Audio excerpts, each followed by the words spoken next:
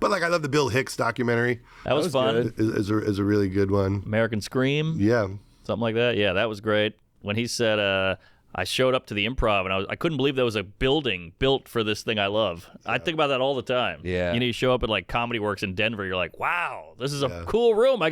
This is for me. Bill Hicks doing like the weirdest, most random cities, that Flying Saucer tour. Oh, yeah. Where he's bombing with these brilliant jokes. I know. It's incredible. It's actually like, listening to those, you're like, holy shit. And he's such a dick to the crowd. It's so funny. I know. When he says stuff like, don't worry, guys, there's a purple veiny dick joke around the corner. I'm like, oh my God. He's so condescending to these people. It's so funny, though. But, it was such a different time than like late 80s stand-up, because a guy like Bill Hicks, he wasn't that famous. Mm-hmm. And so we look at him as legend. Sure. But at the time, he is a road dog. Oh, yeah. And he's running around and he's playing these like funny bones in small cities, and, crowds are coming, but not to see him probably a fair amount of the time. Right. And so he is at war with the crowd. Oh, yeah. And if they're not smart and they're not good, like, it becomes a different dynamic, and something explosive happens in the room as he's like battling to teach them something or yell at them for not getting it, because he's also doing a lot of stuff,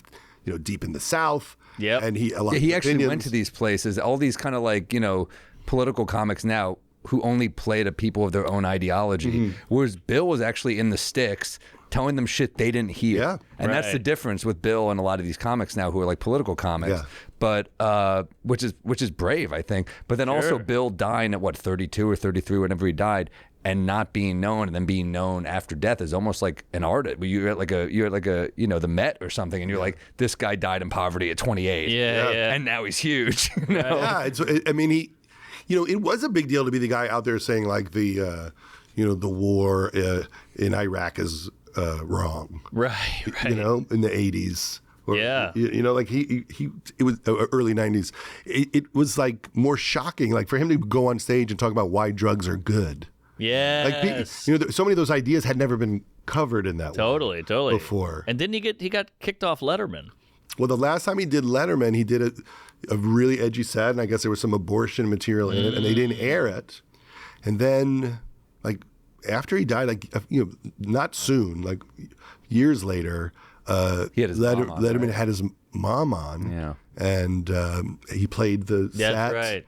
And it was kind of an amazing moment. Yeah.